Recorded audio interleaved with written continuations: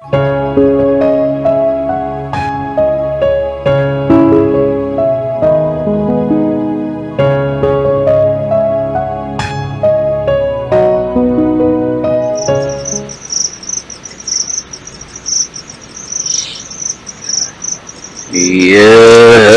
जगत सारा क्षणिक है और आत्मा एक नित्य है। आत्मा का अनुभव बस एकमात्र नित्य है।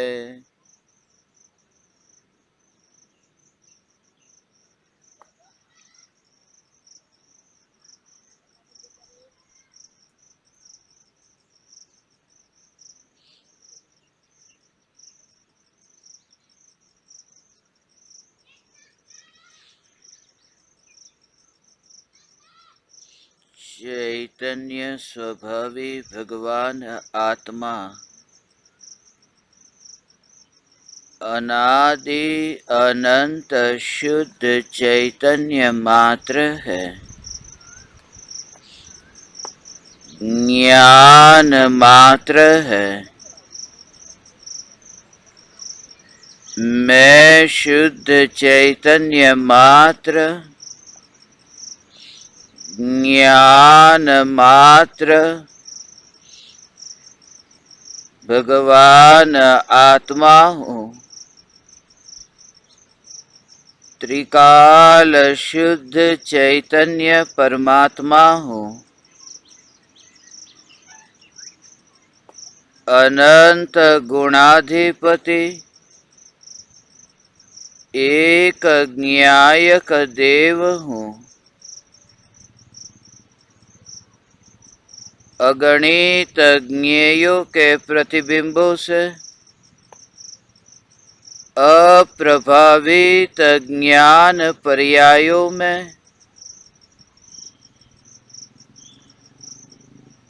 एक समय के लिए भी नहीं मिलने वाला, एक समय के लिए भी नहीं सिकुड़ने वाला त्रिकाल ध्रुव चैतन्य सत्ता मात्र भगवान आत्मा हूँ।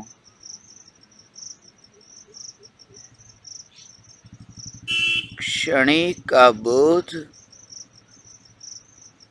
और नित्य का अनुभव। नित्य के लक्ष्य से होने वाला क्षणिक का बोध। क्षणिक का बोध होते ही क्षणिक को छोड़ना नहीं चाहता। क्षणिक का बोध ही पर्याप्त है कि क्षणिक छूट जाता है। क्षणिक क्षणिक के स्वरूप में तो टिककर रहता है, मगर क्षणिक दृष्टि में से छूट जाता है। क्षणिक को क्षणिक के रूप में जान करके नित्य को पाने के लिए दौड़ता नहीं है, वरना यह भी बहुत बड़ी मांग हो गई। संसार क्षणिक है यह जाना कि अब मैं नित्य मोक्ष की ओर जाऊं। संसार क्षणिक है यह जाना, बस ये बोध इतना भरा हो कि अब तुम्हें जाने के लिए, पाने के लिए कुछ भी नहीं। यह बोध इतना गहन हो कि अब तुम्हें एक कदम भी आगे बढ़ाने के लिए कुछ दिखता ही नहीं। क्षणिक का बोध और नित्य का अनुभव। क्षणिक का बोध होते ही क्षणिक का आवरण हट गया और नित्य का दर्शन हुआ। न कुछ पाना चाहता है, न कुछ छोड़ना चाहता है। सत्ता स्वरूप ज्ञायक देव यही दृष्टि में है। कोई शंका नहीं, कोई आशंका नहीं, कोई कुशंका नहीं। सिर्फ सत्ता स्वरूप चैतन्य परमात्म तत्व का स्वीकार। किसी भी प्रकार के प्रश्नार्थ चिन्ह नहीं, सिर्फ यह स्वीकार कि चैतन्य स्वरूप बस यही है, यही मैं हूं। स्वरूप का स्वीकार।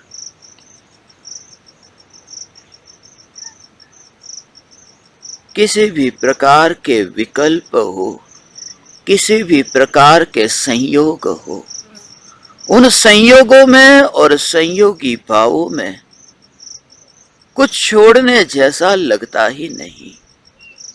जहां मैं अपनी ध्रुव चैतन्य सत्ता को देखता हूं, एक बार यह ध्रुव चैतन्य सत्ता का दर्शन होते ही अब न कुछ छोड़ने योग्य लगता है, न कुछ पाने योग्य लगता है। सिर्फ दृष्टि है कि मैं ध्रुव ज्ञायक देव हूं। फिर विकल्प के आवरण तो हो, मगर विकल्प के आवरण में भी वह वैर विरोध नहीं करता। जैसा है ऐसा मात्र देखता है। जैसे तुम आकाश में उड़ते पंछी को देखो, भावों को मत जोड़ना कि वे पंछी अच्छे हैं या बुरे हैं। सिर्फ तुमने ये देखा कि आकाश में पंछी उड़ते हैं। आकाश में पंछी को उड़ता देखा और कोई विरोध नहीं, कोई अच्छा और बुरा ये कल्पना नहीं। सिर्फ देखा कि पक्षी आकाश में उड़ते हैं। तुम सागर के किनारे पर हो और सागर की तरंगे किनारे पर आकर के टकराती है। उस सागर की लहरों को तुम टकराते हुए देखते हो। अच्छी या बुरी, किस प्रकार से यह लहर टकराई, ऐसे दो में से कोई भी विकल्प नहीं, भाव नहीं। सिर्फ तुमने ये जाना कि लहर किनारे पर आकर के टकराई है। जैसे तुम पक्षी को उड़ते देखते हो और किसी भी प्रकार के भावों को जोड़े बिना कि मैंने सिर्फ देखा है, मैंने ये लहर को टकराते हुए सिर्फ देखा है। बस तुम्हें ऐसे ही किसी भी प्रकार के विकल्पों की उत्पत्ति होने के काल में यह जागृति रहे। कोई भी विकल्प हो, मेरा कार्य सिर्फ इतना कि मैंने मात्र जाना है। ये विकल्प अच्छे हैं और ये विकल्प बुरे हैं, उनके भेद में भी मेरी दृष्टि अब दौड़ती नहीं है।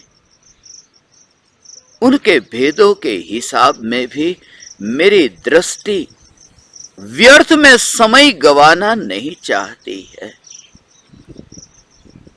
ये विकल्प अच्छे और ये विकल्प बुरे, विकल्प अच्छे और विकल्प बुरे, ऐसे भेद से दृष्टि हट जाना। पक्षी अच्छा है, पक्षी बुरा है, तरंग अच्छी है, तरंग बुरी है। यही तो समस्त ज्ञानियों के बोध का राज है। जो ज्ञानी कहते हैं पुण्य और पाप समान है, वे सिर्फ इतना ही कहते हैं कि पुण्य में तुम अच्छा और पाप में बुरा, शुभ विकल्प को तुम अच्छा और अशुभ विकल्पों को बुरा। ये कल्पना मत करो। विकल्प मात्र को तुमने जाना और ये जाना कि जानने वाला उन विकल्पों से अत्यंत दूर है, यही मैं हूं। एक बार चैतन्य तत्व की निर्विकल्प अनुभूति होने पर फिर ये विकल्प उत्पन्न हो, मगर जागृति है, खुला आकाश है। मध्य रात्रि में मैं आकाश में सितारे को, तारे को देखता था। मैं तारे को देखता था और देखते देखते अचानक क्या हो गया कि ऐसे घने बादल, तारे के बीच में, मेरी आंख और तारे के बीच में घने बादल आ गए। जब मैं वो दृश्य देखता कि बादल बीच में आए, उस समय मेरी श्रद्धा में ऐसी अटल, वह कांस्टेंट, वह जो धारा, यह धारा निरंतर बनी रही कि जो मैं देखता हूं ये बादलों को, मगर बादलों के पीछे जो तारे हैं, ये तारे की सत्ता नष्ट हुई। एक समय के लिए भी मैंने माना नहीं। बादल तो इतने बने कि एक भी तारा नहीं दिखता, मगर फिर भी यह श्रद्धा है कि बादलों के पीछे वह तारा मर नहीं गया। एक नहीं, अनगिनत है, वे तारे मर नहीं गए। वह श्रद्धा का बल है। और मैंने बादलों से नहीं कहा कि तुम हट जाओ। मैंने बादलों से नहीं कहा कि मुझे तारे को देखना है, तुम मेरे लिए बाधक बनते हो। एक बार प्रत्यक्ष तारे का दर्शन हो, फिर बादल बीच में आए तो भी तुम्हारी श्रद्धा में है कि बादलों के कारण तारे नष्ट नहीं हो जाते। एक बार स्वसंवेदन प्रत्यक्ष निर्विकल्प अनुभूति में चैतन्य परमात्मा तत्व का दर्शन होते ही ये श्रद्धा होती है कि अब विकल्पों के बादल से वह ध्रुव चैतन्य सत्ता नष्ट नहीं होती। ये ध्रुव चैतन्य सत्ता, वो विकल्प के बादल कितने भी घने हो, फिर वे विकल्प के बादल 6 खंड को जीतने के क्यों न हो, फिर वे विकल्पों के बादल 96,000 रानियों को भोगने के क्यों न हो, फिर वे विकल्पों के बादल युद्ध लड़ने के क्यों न हो। ये बादल कितने भी घने हो, मगर चैतन्य तत्व दृष्टि में बना रहता है, क्योंकि स्व संवेदन प्रत्यक्ष अनुभूति से, ये भेद विज्ञान से इतनी दूरी देख ली है। देह से वह तादात्म्य नहीं रहा। इसलिए तो देह के परमाणु और पहाड़ के परमाणु में अब वह भेद नहीं दिखता। वह मिथ्यात्व का रस ही सूख गया है कि जिसकी वजह से ये फासला दिखाई देता है। नारियल में पानी ही सूख गया कि कुछ करना नहीं पड़ा। नारियल की जो खोल है, उस खोल को गरी से अलग करने के लिए कुछ करना नहीं पड़ा। पानी सूख जाता है और नारियल की खोल गरी से अलग हो जाती है। नारियल नो गोड़ो, ये गोड़ो काचली थी, अलग पड़ी जाए छे। वह जो खोल है वह गरी से अलग होती है। ज्ञानी को इतना फासला दिखता है ये शरीर के परमाणु और चैतन्य परमात्मा के बीच में। यही तो धर्म है। इसलिए ज्ञानी कहीं पर भी है वह धर्मी है। देह देवल में रहे, मगर देह से जो भिन्न है। ज्ञानी ने यह भिन्नता का दर्शन किया। देह और न्यायक देह, विकल्प और न्यायक देह, इनके बीच में ऐसा भेद जिन्होंने देख लिया, कोई भी विरोध नहीं। हे ज्ञान दीपक, विरोध मत करना, इन परमाणुओं का विरोध मत करना देह का। सिर्फ ये फासला, कुछ भी पाना नहीं, सिर्फ स्वीकार, कुछ भी छोड़ना नहीं, सिर्फ स्वीकार, और तुम अपने को ध्यानस्थ अनुभव करोगे। न कुछ तुम करते हो, न जो होता है उसमें तुम कुछ छेड़खानी करने चाहते हो, मात्र होना। ऐसा ही एक फकीर था। ऐसे ही पहाड़ पर घने जंगल में, उस जंगल में उस फकीर को देख करके 3 मित्रों के बीच में शर्त लगी। पहला मित्र बोला कि सामने जो व्यक्ति है वह कैसा एकाग्र होकर के देख रहा है, पक्का उसकी गाय खो गई है, वह अपनी गाय को ढूंढ रहा है। दूसरे मित्र ने कहा उसकी गाय नहीं खो गई, वो वहां खड़ा है क्योंकि उसका कोई मित्र पीछे से आ रहा है, उसका इंतजार करता है। और तीसरा मित्र बोला कि न उसकी गाय खो गई है, न वो अपने मित्र का इंतजार करता है, सत्य यह है कि वह परमात्मा का ध्यान करता है। ये तीनों मित्र के बीच में शर्त लगी। तीनों ने अपने पास जो कुछ भी था वह सब कुछ दांव पर लगा दिया। कौन जीतता है? तीनों गए उस फकीर के पास। पहले ने उस फकीर को पूछा कि क्या तुम्हारी गाय खो गई है? क्या तुम गाय को खोज रहे हो?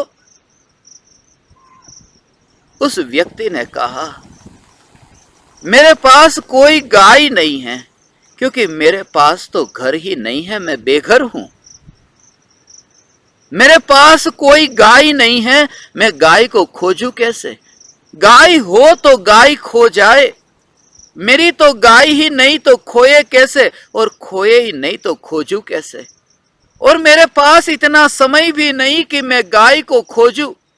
यदि गाय को खोजने के लिए समय होता तो मैं स्वयं को ही खोज लेता।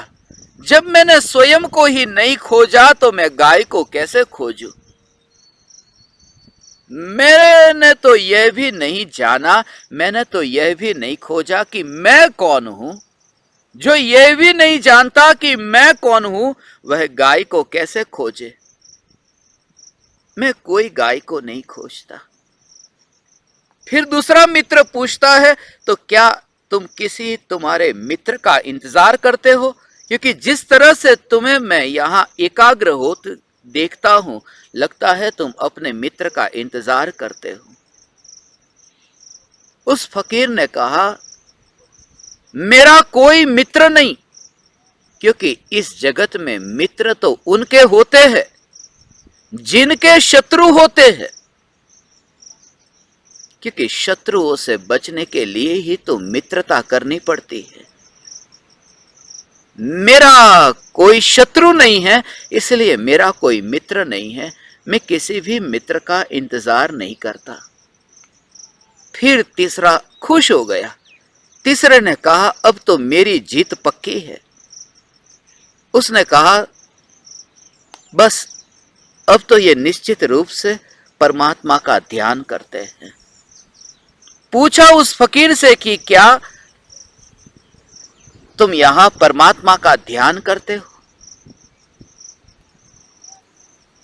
उस फकीर ने कहा क्या ध्यान? किस ध्यान की तुम बात करते हो? मैं कोई परमात्मा का ध्यान नहीं करता। तीनों हार गए, मगर तीनों के अंदर एक जिज्ञासा पैदा हुई कि यदि आप परमात्मा का ध्यान भी नहीं करते तो क्या करते हैं? उस फकीर का उत्तर था जो मेरे हृदय को छू गया, जो इस फकीर को छू गया। उस फकीर ने सिर्फ इतना कहा कि मैं सिर्फ हूं, ध्यान करता हूं ऐसा नहीं, मैं सिर्फ हूं। और इसका भाव बहुत सूक्ष्म है, क्योंकि जब चैतन्य तत्व की निर्विकल्प अनुभूति के काल में निर्विकल्प ध्यान होता है, उस समय तुम ध्यान करते नहीं हो, तुम मात्र हो।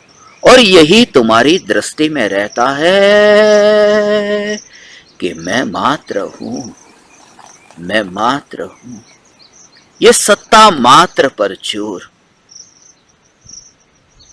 कुछ भी करना नहीं, सत्ता मात्र पर जोर।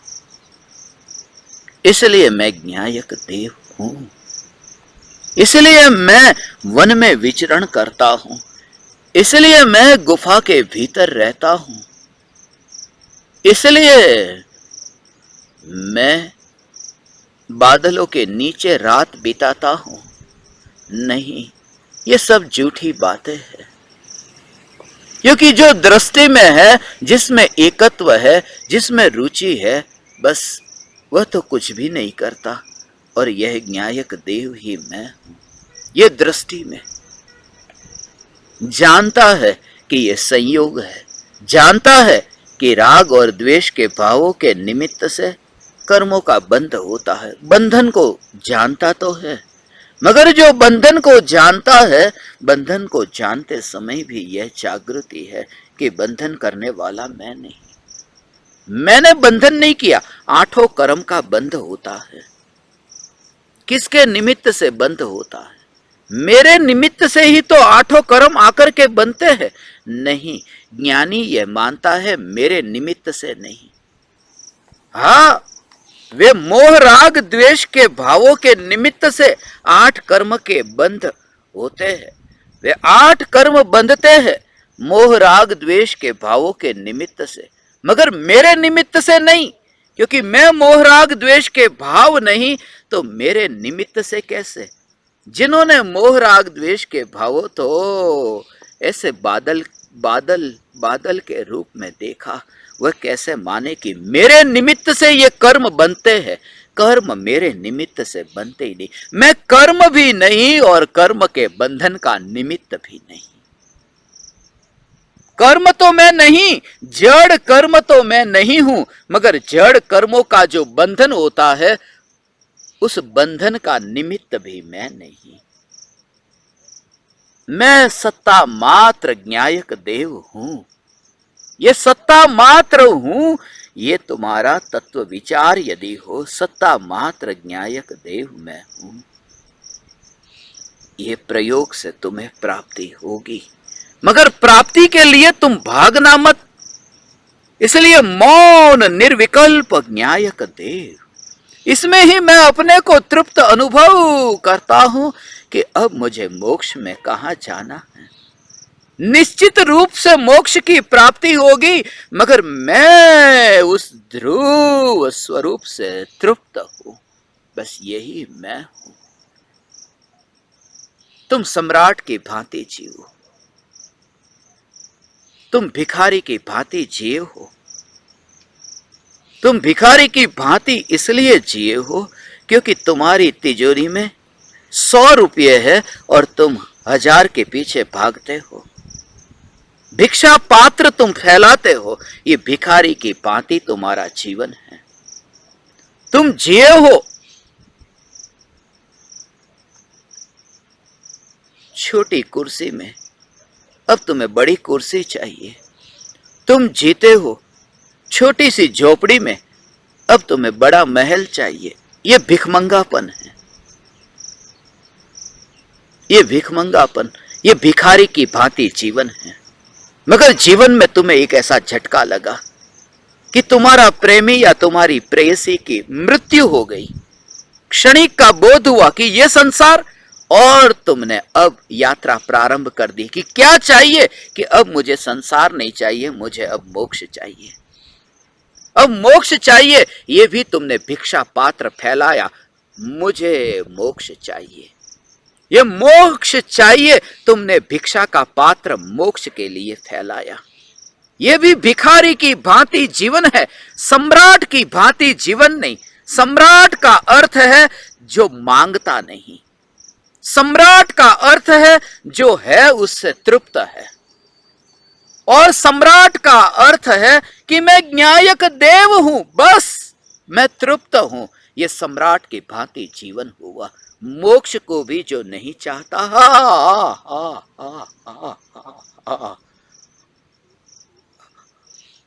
ऐसा ये ध्रुव न्यायक दे। मैं तृप्त हूं स्वयं की परिपूर्णता से, मैं मोक्ष के लिए भी पात्र नहीं फैलाता, क्योंकि मैंने अपने पास पात्र रखा ही नहीं, क्योंकि सम्राट के पास पात्र होता ही नहीं। सम्राट भिक्षा नहीं मांगता, ऐसा नहीं। सम्राट तो वह है कि जो भिक्षा का पात्र भी अपने पास नहीं रखता। भिक्षा पात्र छूट गया, ये भिक्षा पात्र था।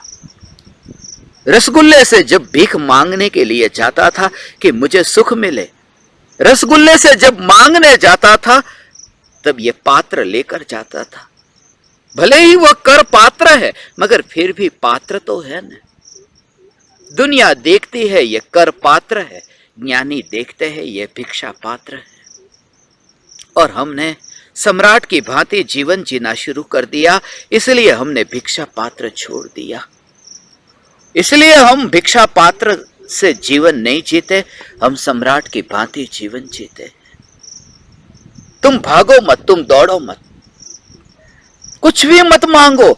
ऐसा तुम प्रयोग करोगे, तुम स्वयं को इतना तृप्त अनुभव करोगे, कोई पंचम काल नहीं, कोई कलयुग नहीं, फिर तुम्हें कोई दुख नहीं, कोई वेदना नहीं, कोई पीड़ा नहीं। फिर तुम देखो सम्राट की भांति जीवन, सुरक्षित किले में, जैसे सम्राट सुरक्षित स्वयं को अनुभव करता है।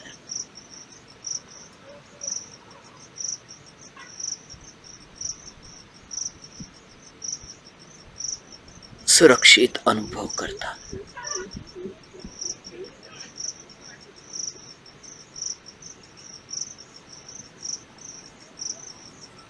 उस किले के भीतर मैं हूं, जहां कोई पराया अंदर प्रवेश नहीं कर सकता, जहां कोई दुख यहां भीतर प्रवेश नहीं कर सकता। इसलिए कदम कदम पर जागृति। तुम्हारे कदम आज तक मंदिर की ओर गए, बस यही कि परमात्मा को पालो, बस यही कि मोक्ष को पालो, बस यही कि सम्यक दर्शन में पालो। हे ज्ञान दीपक, सम्यक दर्शन की प्राप्ति निश्चित रूप से होती ही होती है, मगर प्राप्ति करूं, प्राप्ति हो, ऐसा पात्र फैलाने से नहीं। मैं सम्राट हूं और मेरे पास कोई पात्र ही नहीं, बस वहां पर सम्राट की भांति जीवन शुरू हो गया। वहां निर्विकल्प होता है। मगर यह तत्व विचार से यदि तुम प्रयोग करो तो यह प्रयोग करते करते तुम्हारी मान्यता ऐसे दृढ़ हो जाएगी। मैं ज्ञायक देव, मैं ज्ञायक देव, मैं ज्ञायक देव, ऐसी दृढ़ता अंतर में आए बिना न रहेगी। मैं ज्ञायक देव। अमेरिका में ऐसा हुआ था। अमेरिका में जब अब्राहम लिंकन की शताब्दी मनाई जा रही थी, पूरा वर्ष लिंकन की शताब्दी के रूप में मनाया जा रहा था। उस समय एक नाटक निकला था।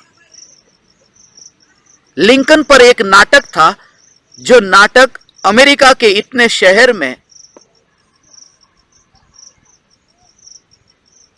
दिखाया गया, मगर वो नाटक जब शुरू हुआ उससे पहले नाटक का जो डायरेक्टर था वो खोज में था कि जैसा चेहरा लिंकन का है ऐसे ही चेहरे वाला व्यक्ति, बिल्कुल ऐसा ही व्यक्ति कोई मिल जाए। और एक व्यक्ति लिंकन के चेहरे जैसा ही मिल गया।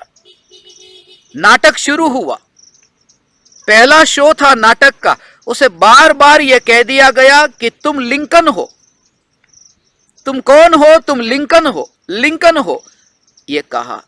और रोज रोज वह व्यक्ति नाटक करता, अलग अलग जगह पर जाता, अलग अलग शहरों में नाटक हुए। 1 साल तक वह नाटक चला। वह नाटक तो 1 साल के बाद समाप्त हो गया, मगर 1 साल के बाद भी उसके भीतर ऐसा परिवर्तन आया कि लोग उसे कहते कि तुम कौन हो, वो कहता मैं लिंकन हूं। अब उसकी मान्यता में यह दृढ़ हो गया कि मैं लिंकन हूं। 1 बरस तक सिर्फ भाव से भीग करके वो नाटक का कि मैं लिंकन हूं, मैं लिंकन हूं, कोई भी कहे लिंकन, हां बोलो क्या कहा, लिंकन तुम कितने बजे पहुंचोगे, हां मैं समय पर पहुंचूंगा। जब वो कहता कि हां मैं समय पर पहुंचूंगा, तब उसकी मान्यता में मैं लिंकन।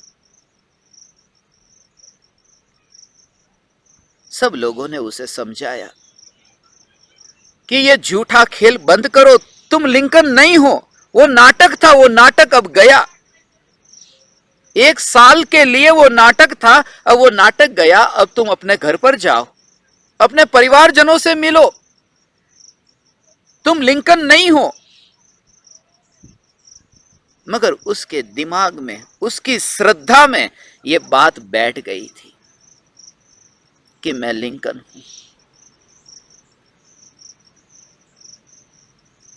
और अमेरिका में एक प्रयोग किया, लाई डिटेक्टर पर एक मशीन होती है, जिस मशीन पर यदि तुम्हें खड़ा कर दिया जाए और फिर तुमसे प्रश्न पूछे जाए, अलग अलग प्रश्न पूछेंगे, और यदि तुम्हारे अंतर में यदि वो झूठा वाक्य निकला कि वो मशीन से पता चल जाएगा, क्योंकि जब तुम बोलोगे तो तुम्हारी हृदय की जो धड़कन होगी, वो धड़कन से पता चलेगा कि तुम्हारा ये वाक्य सच्चा है या झूठा है। तुम सच बोलते हो कि झूठ बोलते हो, पता चल जाता है। पहला वाक्य तुम्हें पूछेंगे, तुम्हें ऐसे ही कहेंगे कि बताओ ये कितनी उंगली है, तुम कहोगे 5। सीधे से सवाल पूछेंगे, और उन सवालों के बीच में पहला सवाल जब पूछा कि कितनी उंगली है और तुमने कहा 5, उस समय जो तुम्हारी हृदय की धड़कन, फिर दूसरा प्रश्न पूछा कि तुम्हारी आंखें कितनी, तुमने कहा 2, उस समय तुम्हारी हृदय की धड़कन। और ऐसे ही 10 प्रश्न के बीच में ही कोई एक प्रश्न ऐसा पूछ लिया जो खास वो जानना चाहते थे कि तुम क्या बोलते हो, सच या झूठ। और उस समय तुम्हारी हृदय की धड़कन से पता चल जाएगा कि यह वाक्य जो तुमने बोला वो सच्चा या झूठा। ऐसे प्रयोग किए। मैं नहीं जानता कि पूर्ण रूप से कितना सत्य, मगर ऐसे प्रयोग से बहुत से अपराधी को पकड़ा गया है। लाई डिटेक्टर पर इस व्यक्ति को भी लाई डिटेक्टर पर लेकर गए और वहां पर उसे पूछा कि तुम कौन हो। वो इतना थक चुका था, इतना थक चुका था कि लोगों के इतने खत, इतने फोन, इतना थक चुका था कि वो झंझट से छूटना चाहता था। जब उसे मशीन पर खड़ा कर दिया और पूछा कि तुम कौन हो, और उसने फिर गुस्से में आकर के कह दिया कि मैं लिंकन नहीं हूं, मैं लिंकन नहीं हूं। और वहां पर मशीन में दिखाया गया कि ये झूठ बोल रहा है। इसने जो वाक्य बोला ये वाक्य झूठ है, क्योंकि उसके हृदय की धड़कन ये कह रही है कि मैं लिंकन हूं, मगर उसकी वाणी ये निकली है कि मैं लिंकन नहीं हूं। ये झूठ बोल रहा है। मैं ये कहता हूं कि 1 साल के प्रयोग के बाद में वो बार बार बार बार बार बार दिन रात वही चलता हो तो वो मानने लगता है।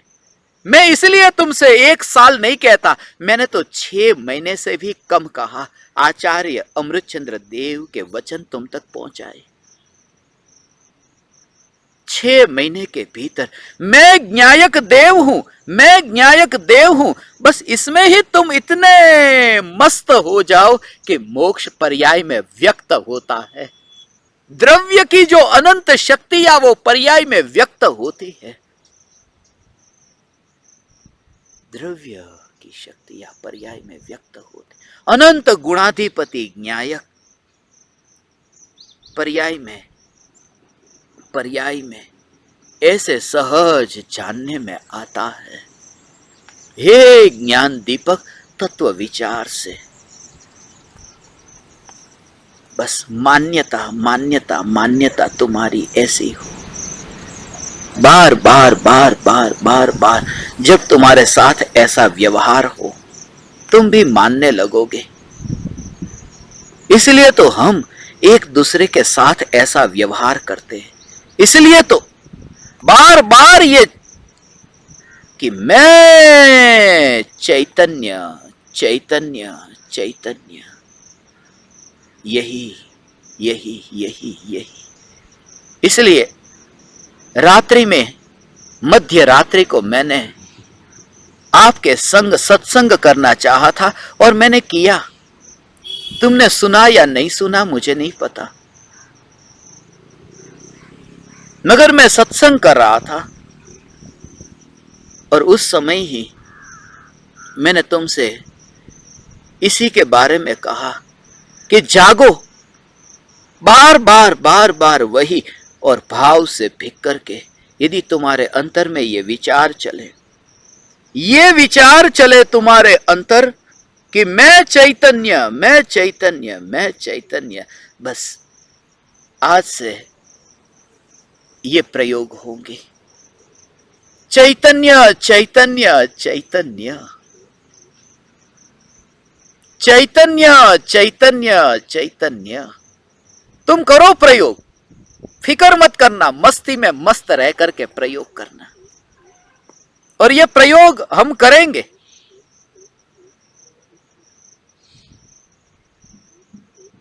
शुरुआत करते हैं इस महीने के लिए। 1 महीने के लिए शुरुआत करो, 1 महीने के लिए ये प्रयोग करो। यदि ठीक लगता है तो चला ना। जब तुम एक दूसरे से मिलते हो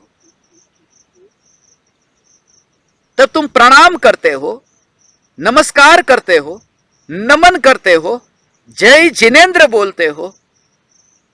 मैं ज्ञान दीपकों से मिलूंगा, मैं जय जिनेंद्र नहीं बोलूंगा।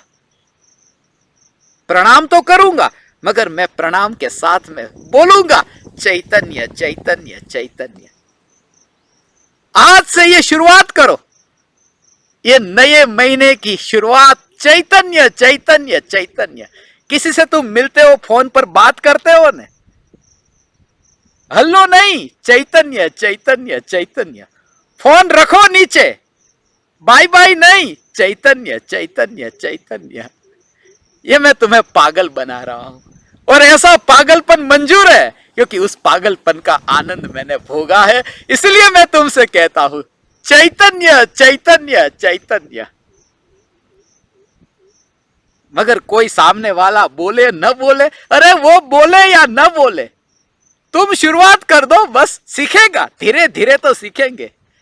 मैंने तुमसे बोला तुम सीखे, तुम किसी और के सामने बोलो कोई और सीखेगा।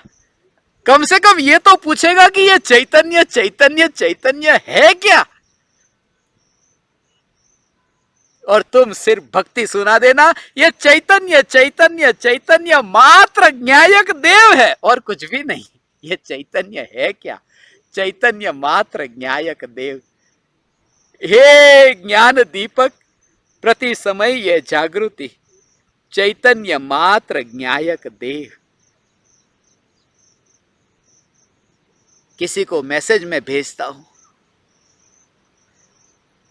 प्रणाम लिखता हूं, अब लिखेंगे 1 महीना तो मैं प्रयोग मैं करने वाला हूं, चैतन्य चैतन्य चैतन्य। अंत में भी विदा होंगे तो भी चैतन्य चैतन्य चैतन्य। और तुम विचार करो, दिन में यदि तुम 24 लोगों से भी मिलते हो तो 72 बार तुम चैतन्य चैतन्य चैतन्य चैतन्य चैतन्य चैतन्य। सब आ गया, त्रिकाल 24 ही आ गई। 24 से नहीं मिले तुम, त्रिकाल 24 से मिल लिए। चैतन्य चैतन्य चैतन्य।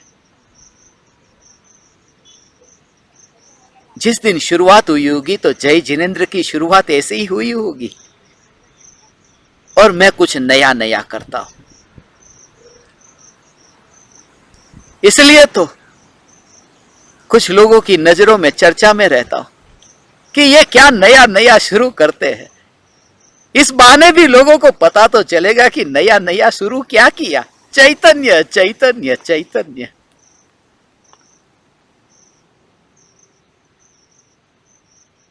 हे ज्ञान दीपक, प्रति समय यह जागृति, मैं चैतन्य चैतन्य चैतन्य। प्रति समय यह जागृति, मैं चैतन्य चैतन्य चैतन्य। ऐसे तत्व विचार से ही ऐसी दशा प्रकट होती है। मान्यता, श्रद्धा, तत्व विचार। सिर्फ बोलना मत, क्योंकि बोलना तो तुम पहले भी बोलते थे जय जिनेंद्र।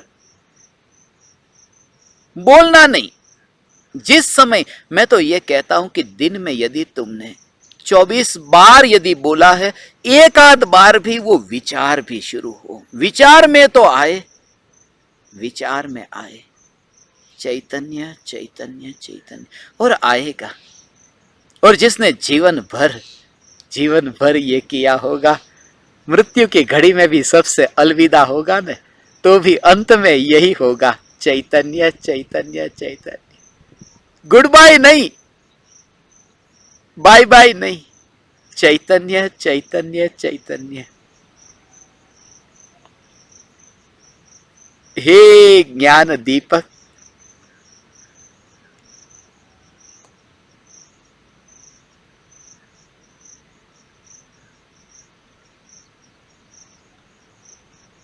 चैतन्य चैतन्य चैतन्य।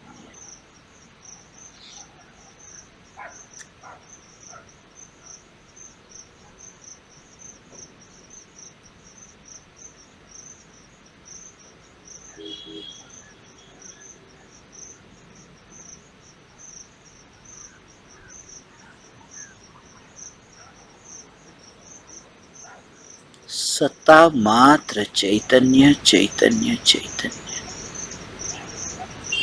नयापन नहीं, पुरानापना नहीं, मात्र अस्तित्व। इसलिए अपने को एक कदम भी आगे बढ़ता हुआ नहीं देखोगे, विकास नहीं देखोगे, उन्नति नहीं देखोगे। और इसी का नाम आत्म जागृति है। जिसने स्वयं की उन्नति को देखा है वह मिथ्या दृष्टि है। फिर से कहता हूं, जिसने स्वयं की उन्नति को देखा है, जिसकी दृष्टि में यह आया कि मेरी उन्नति हुई, वह मिथ्या दृष्टि है। क्योंकि उन्नति होती है पर्याय में, और उसकी दृष्टि में पर्याय है, इसलिए उन्नति होती देखता है। मैं ये कहता हूं तुमसे कि त्रिकाल ध्रुव ज्ञायक देव दृष्टि में रहे, जिसमें कोई उन्नति नहीं,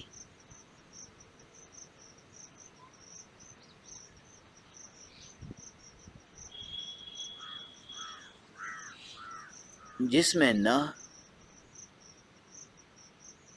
ऊपर जाना है और जिसमें न नीचे आना है। ऐसा स्वरूप, और जिसके पीछे कोई जवाब नहीं, मौन ही समाधान है। इसलिए यदि कोई पूछे कि क्या आनंद आता है, सिर्फ इतना ही कि तुम उस दशा को पाओ और तुम समझोगे, मेरे बोलने से नहीं समझोगे, क्योंकि यह ध्रुव सत्ता है जिसके पीछे कोई कारण नहीं होता। हाँ, कर्म का बंध हुआ उसका कारण है कि राग द्वेष के भाव होते हैं कि कर्म बंधते हैं। जन्म मरण होते हैं क्योंकि भव भव में हमने अनंत कर्म बांधे हैं, इसलिए जन्म मरण होते हैं। ये जन्म मरण होते हैं क्योंकि उसके पीछे कारण है। मगर ध्रुव चैतन्य सत्ता, ये ध्रुव चैतन्य सत्ता, उसके पीछे कारण क्या? कोई कारण नहीं, ये है, बस ये है।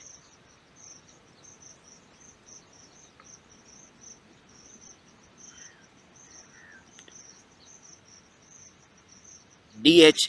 लॉरेंस को किसी ने पूछा, छोटा बच्चा था, इतनी जगह गया था अपने प्रश्न को लेकर के, सबके पास उसे उत्तर तो मिले थे, मगर जब वह बच्चा लॉरेंस से मिला, लॉरेंस को पूछा,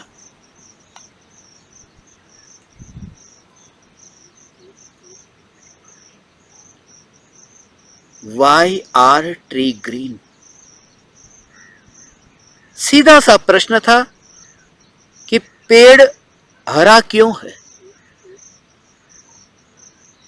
और लॉरेंस का जो उत्तर था,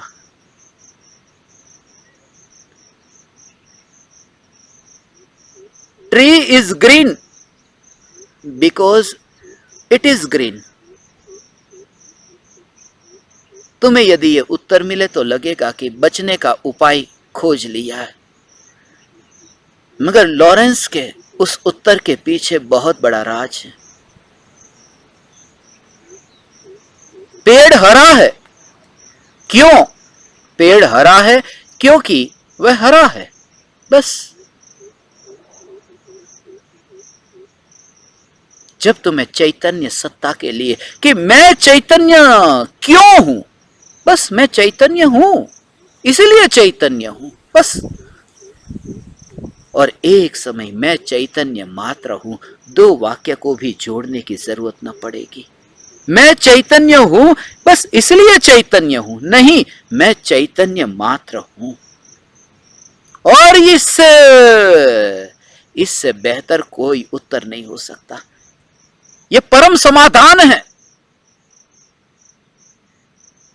कि मैं कौन हूं? मैं चैतन्य सत्ता मात्र भगवान आत्मा हूं। आज का दिन नए महीने की ये शुरुआत है,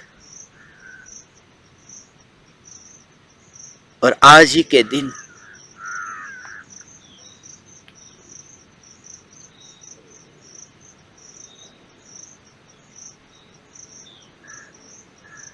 मुझे इस जगह पर आना था, क्योंकि कुछ दिन पहले ही मैं ज्ञान दीपकों के साथ इस जगह पर आया था, और ज्ञान दीपक ने इस जगह पर जब सत्संग हुआ और सत्संग करके खड़े हुए, थोड़े ही कदम में आगे चला, उन्होंने कहा बच के, क्योंकि देखो फैन लगा करके सांप यहां से ही खड़ा हुआ, और थोड़े ही आगे के फैन लगा करके सांप है।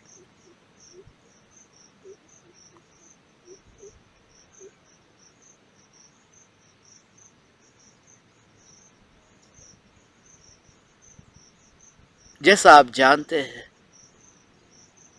मेरे साथ पूरी रात भर एक खतरनाक कोबरा रात भर रहा है, मेरे हाथों से लिपटा हुआ। और वह दिन था 30 जून का दिन था, 2012 की साल थी। 30 जून की रात से लेकर के 1 जुलाई की सुबह तक मैंने जानबूझकर ज्ञान दीपक को कहा, आज की रात मुझे उस नाग के साथ जाना है, मुझे रहना है उस नाग के साथ में, जिस नाग में,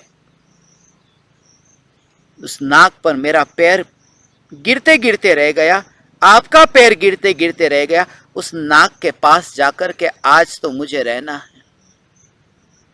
मैं देखना चाहता हूं कि नाग आता है या नहीं आता है। पूरी रात भर मैं यहां रहा, नाग तो नहीं आया, आया तो क्या आया, चैतन्य चैतन्य चैतन्य आया, नाग तो नहीं आया।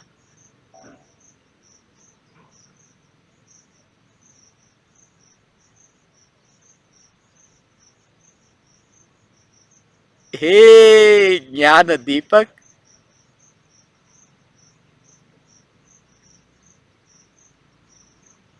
चैतन्य तत्व की श्रद्धा हो, एक की श्रद्धा हो, सब श्रद्धा में आया। एक जीव तत्व की श्रद्धा हुई कि सातों की श्रद्धा हुई। एक सात का दिन है ना, उससे मुझे यह स्मरण में आया, एक सात का अर्थ ही यह है। अब मेरी नजर में वही आएगा, एक चैतन्य तत्व की श्रद्धा हुई कि सातों तत्व की श्रद्धा हुई। एक साथ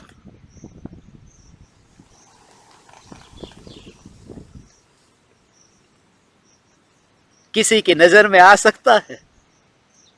एक से लेकर के सात नरक तो इतने दुखदायक है, हमें एक से लेकर के सात नरक में दुख नहीं भोगना। मगर मुझे वो नरक नहीं, मुझे पहले याद आता है एक चैतन्य तत्व यदि श्रद्धा में टंकोत्कीर्ण हुआ तो सातों तत्व श्रद्धा में टंकोत्कीर्ण हुए। तुम क्या सोचते हो, जो तुम्हारी मस्ती है वही। गांधी जी जेल में थे, गांधी जी के साथ सरदार वल्लभ भाई पटेल भी थे। गांधी जी का नियम था सुबह उठकर नाश्ते में 10 खजूर खाने का, भिगो करके रखते थे, सुबह उठ करके नाश्ते में 10 खजूर खाते।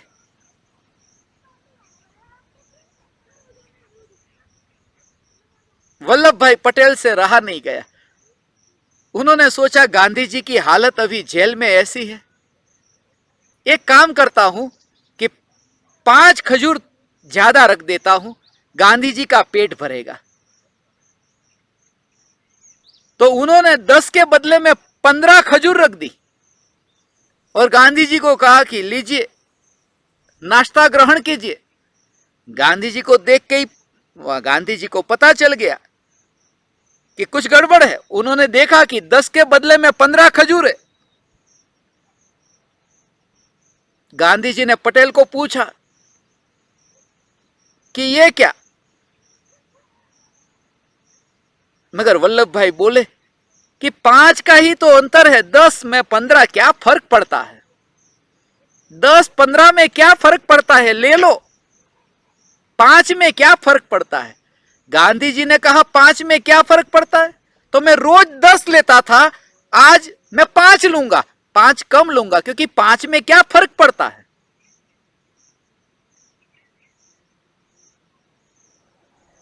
जो त्यागी है वो ये विचार करेगा कि 5 छोड़ देता हूं, 5 में क्या फर्क पड़ता है। और जिनको खाना पीना है, खिलाना पिलाना है, वो ये सोचेगा कि 5 में क्या फर्क पड़ता है, थोड़ा ज्यादा।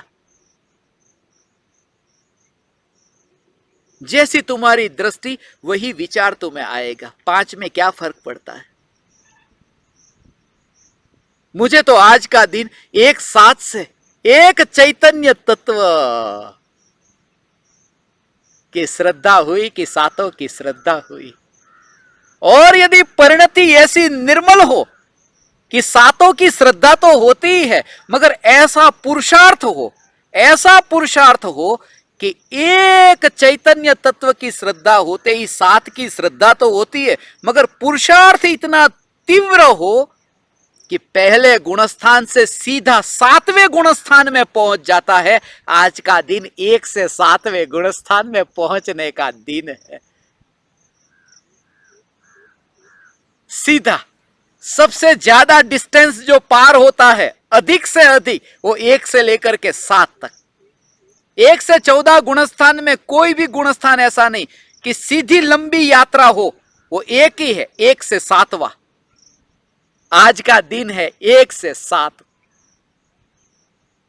1 से 7वें गुणस्थान में।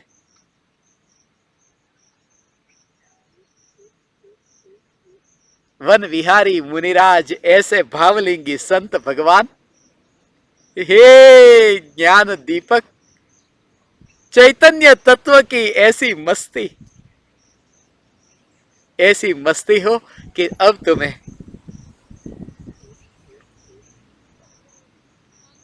कुछ भी ग्रहण करने को न रहा, कुछ भी छोड़ने को न रहा।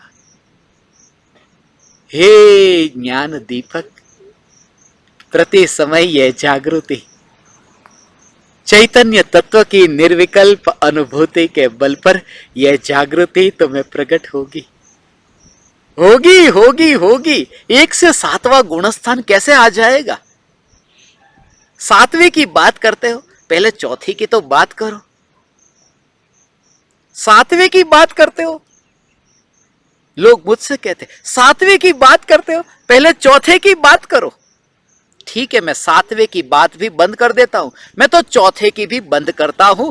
मैं तो चौथे की नहीं, मैं तो करता हूं चैतन्य चैतन्य चैतन्य, जिसके आश्रय से 14 की यात्रा पार होती है। 4 की नहीं, 14 की यात्रा पार होती है। 4 में भी रुचि नहीं, 14 में भी रुचि नहीं, रुचि है मात्र चैतन्य चैतन्य चैतन्य। और ऐसी रुचि यदि तुम्हें अंतर में जगे, ये तुम्हारा मंगलमय मंगलाचरण हुआ। ये नूतन वर्ष तो नहीं। मैं रात्रि में 12 बजे आप परमात्माओं के संग सत्संग करना चाहता था,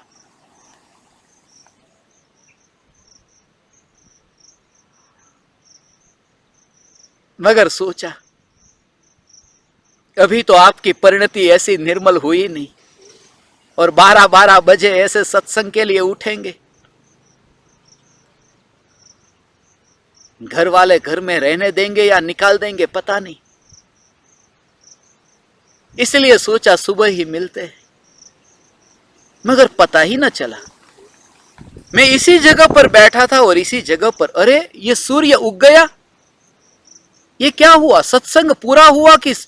मगर पूरी रात पर कैसे समय बीता? समय बीता उसका विकल्प नहीं। वो विकल्प तब नहीं होता जब चैतन्य तत्व दृष्टि में होता है। ये दृष्टि में होता है, न तेजी न मंदी, न तीव्रता न मंदता, बस उस दशा का नाम निर्विकल्प ध्यान है। सहजता,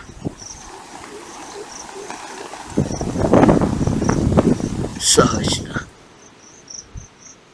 पश्चिम में एक बहुत बड़ा मनोवैज्ञानिक हुआ, वो कहता यदि तुम आग पर हाथ रखते हो तो एक सेकंड भी तुम्हें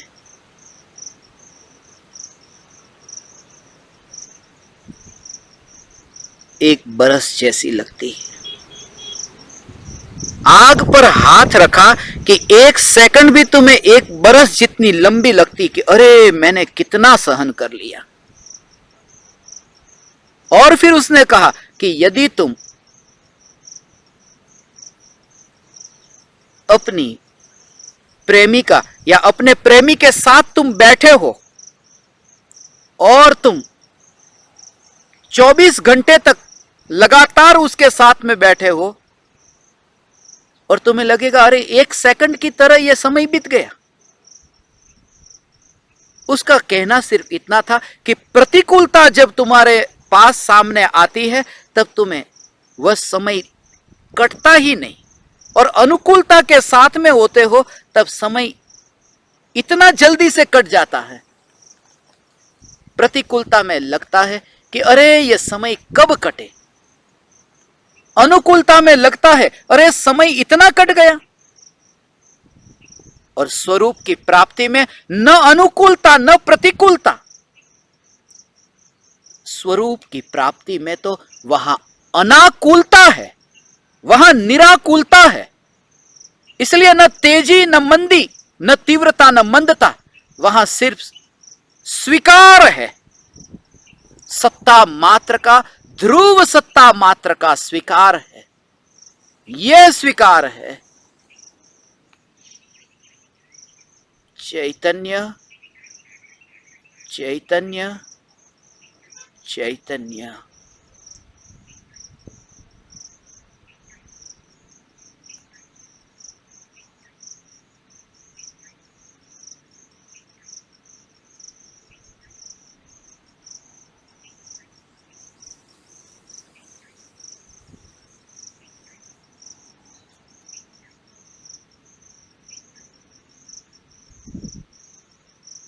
ओ